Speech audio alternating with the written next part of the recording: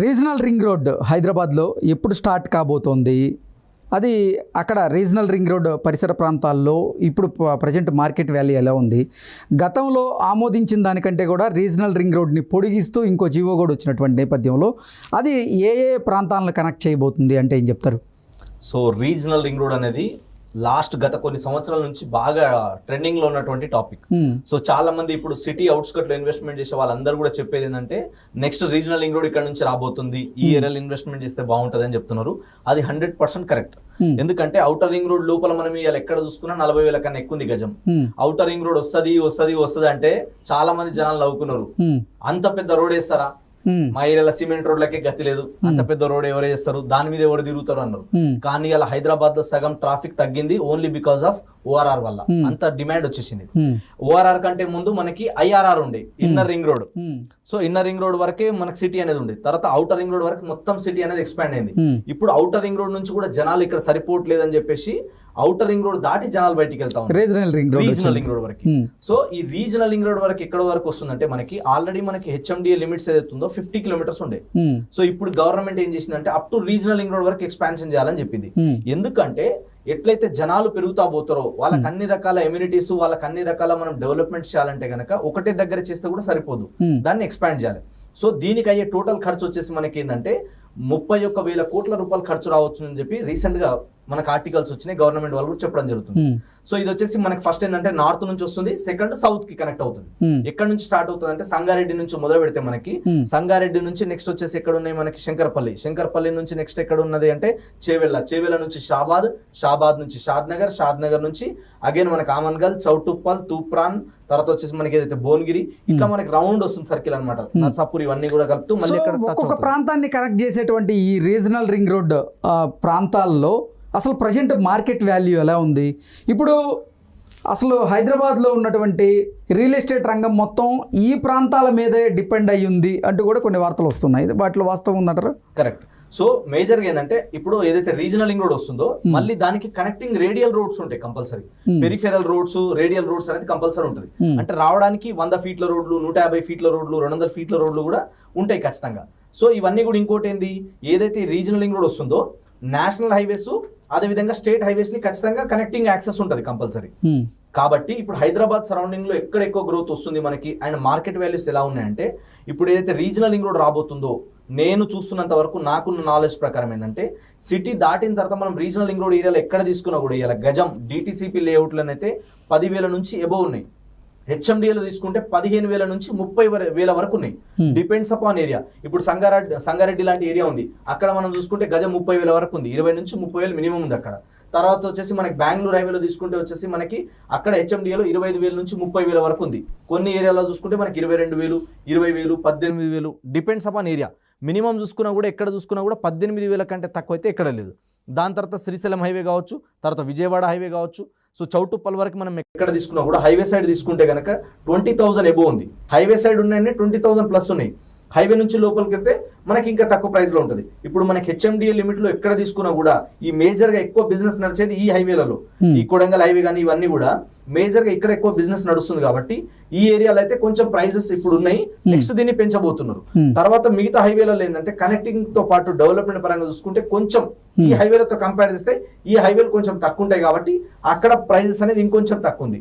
కానీ ఎమర్జింగ్ ఉన్నది ఆల్రెడీ ఎక్కువ డెవలప్మెంట్కి ఎక్కువ స్కోప్ ఉన్న హైవేస్ చూసుకుంటే Bengaluru highway, Mumbai highway, Warangal highway, ఈ విజయవాడ హైవే, ఏదైతే మనకి శ్రీశైలం హైవే, ఇవి ఎగ్జిస్టింగ్ ఉన్నాయి. దీనికి ఎక్కువ పొటెన్షియల్ ఉంది కాబట్టి ఈ హైవేలలో మనకి అప్ టు కూడా ఏంటంటే రీజనల్ రింగ్ రోడ్ ఒక్కటే కాకుండా రీజనల్ రింగ్ రోడ్ నుంచి మళ్ళీ ఒక 30 కిలోమీటర్లు అండ్ రీజనల్ రింగ్ రోడ్ నుంచి రీజనల్ రింగ్ రోడ్ లోపల అయితే ఆటోమేటిక్ గా డెవలప్ అవుతుంది.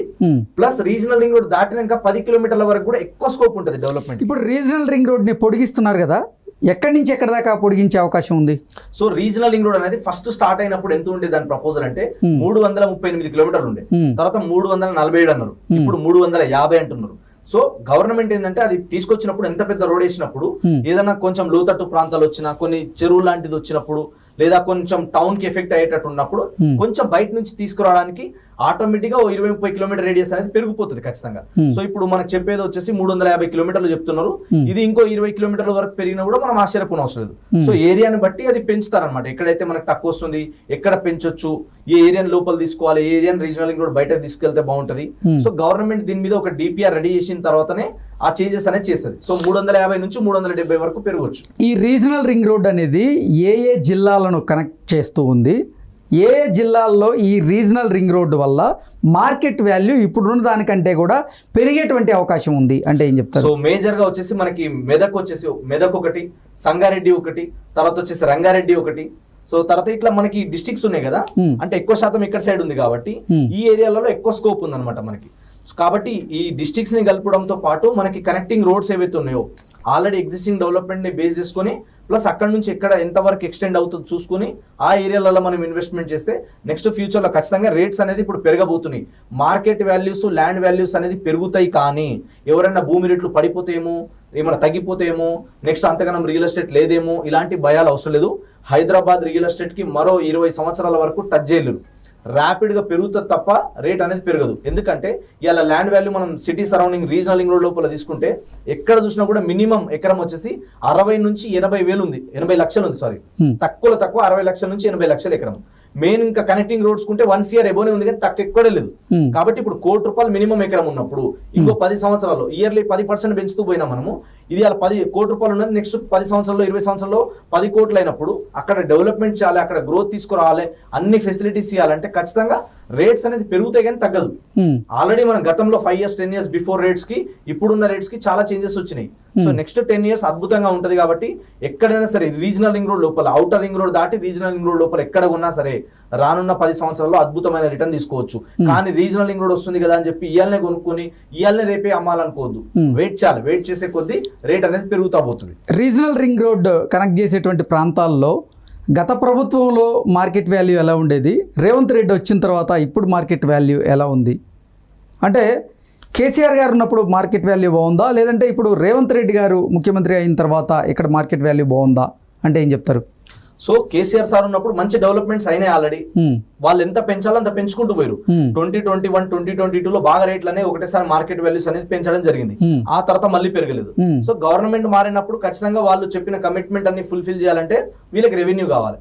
రెవెన్యూ కావాలన్నప్పుడు ఎక్కువ శాతం వీళ్ళు ఏం చేస్తారు, ఎనీ గవర్నమెంట్ మేజర్ గా రియల్ ఎస్టేట్ మీద ఫోకస్ చేస్తారు. ఎక్కడ నుంచి ఇన్కమ్ వస్తుంది మనకి. కాబట్టి దీంట్లో మార్కెట్ వాల్యూస్ ఎంత ఉన్నాయి, ల్యాండ్ వాల్యూస్ ఎలా ఉన్నాయి. ఇప్పుడు ఇంకోటి మేజర్ ఫోకస్ చేయడానికి రీజన్ ఏంటంటే గవర్నమెంట్ రేట్ అనేది ఒకటి ఉంటుంది, కానీ మార్కెట్ లో జరిగే ట్రాన్సాక్షన్ రేట్ ఇంకోటి ఉంటుంది. ఇప్పుడు ఎకరం అక్కడ ₹1 కోటి ఉందనుకోండి, అక్కడ market value government sale deed value ఎంత ఉంటుంది, మహా అయితే 5 లక్షలు 10 లక్షలు, అంతకన్నా ఎక్కువ ఉండదు. సో 10 లక్షల సేల్ డీడ్ మీదనే, ఆ వాల్యూ మీదనే రిజిస్ట్రేషన్ చేస్తారు అందరు కూడా. ఆ అమౌంట్ గవర్నమెంట్ కి వెళ్తుంది. కానీ ఇక్కడ బయట ట్రాన్సాక్షన్ జరిగేదంతా ఇక్కడ 90 లక్షల తేడా వస్తుంది కదా. సో గవర్నమెంట్ కూడా దీన్ని ఏం చేయబోతుందంటే ఇప్పుడు 7.5% ఉన్నదాన్ని ఎంతవరకు పెంచుతుంది రిజిస్ట్రేషన్ వాల్యూ, లేదా ఇప్పుడు ఫర్ ఎగ్జాంపుల్ 10 లక్షలే ఉంది మార్కెట్ వాల్యూ, ఈ 10 లక్షల్ని కాస్త 20 లక్షలు చేస్తుందా, లేదా ఈ 7.5 ని తగ్గించుకొని దీన్ని 30 లక్షలు. అంటే ప్రభుత్వం నుంచే మార్కెట్ వాల్యూ పెంచబోతుందా? అంటే ప్రభుత్వం ఎప్పుడు పెంచుతుంది అంటే అక్కడ స్కోప్ ఉన్నప్పుడు డెవలప్మెంట్ అవుతుంది, ఇక్కడ నుంచి గ్యారంటీగా మనకి అప్రిషియేషన్ వస్తుంది, ఇక్కడ గ్యారంటీ గ్రోత్ ఉందన్నప్పుడు పెంచుతుంది. ఇప్పుడు అన్ని హైదరాబాద్ మొత్తంలో ఒకటే రేట్ ఉండదు. హైటెక్ సిటీకి, గచ్చిబౌలికి ఉన్న రేట్ అన్ని చోట్ల ఉండదు, కోకాపేట్కి ఉన్న రేట్ అన్ని చోట్ల ఉండదు. ఏరియాని బట్టి మార్కెట్ వాల్యూ డిసైడ్ చేస్తారు. కోకాపేట్లో ఎందుకు ఒక ఎకరం 100 కోట్లు పలికింది? ఇప్పుడు మళ్ళీ ఆ పరిస్థితులు, అదే రేటు, అదే మార్కెట్ కోకాపేట్ పరిసర ప్రాంతాల్లో ఉందా అంటే ఏం చెప్తారు? 100 కోట్లు అనేది ఒకటేసారిగా అన్ని చోట్ల లేదు. అది అప్పటి పూర్తిగా అది కొంచెం బాగా వైరల్ అయింది. కానీ నిజానికి ఏంటంటే దాని నుంచి 5-10 కిలోమీటర్లు పోతే ఆ రేట్లు ఎక్కడ లేవు, తక్కువ ఉంటుంది కొంచెం. అంటే డిపెండ్స్ అపాన్ ఏరియా. కొన్ని సార్లు కొన్ని ఆప్షన్ వేసినప్పుడు కొన్ని పర్టికులర్ డిమాండ్ ఉన్న ఏరియాస్ కి అలా రేట్ ఎక్కువ ఉంటుంది తప్ప. రియల్ ఎస్టేట్ పెరిగింది ఈ 10 సంవత్సరాల్లో అని చూపించుకోవడానికే మాజీ ముఖ్యమంత్రి కేసీఆర్ గారు ఇటువంటి ట్రిక్ని ప్లే చేశారా, లేదంటే నిజంగానే అసలు కోకాపేట్లో ఒక ఎకరం 100 కోట్లు అమ్మినటువంటి దాఖలాలు ఉన్నాయా? అంటే కొన్ని సిచ్యువేషన్లు అవుతాయి సార్. అది అన్ని సార్లు ప్రతి చోట అంత మరి అక్కడే పెరిగింది. ఇప్పుడు హైటెక్ సిటీలో ఎందుకు అంతగానో పెరగలేదంటే ఏరియాని బట్టి ఉంటది, అక్కడ ఆప్షన్ వేసే దాన్ని బట్టి ఉంటది. అక్కడ ఏదైనా స్పెషల్ ప్రాజెక్ట్స్ తీసుకొచ్చినప్పుడు, అక్కడ గవర్నమెంట్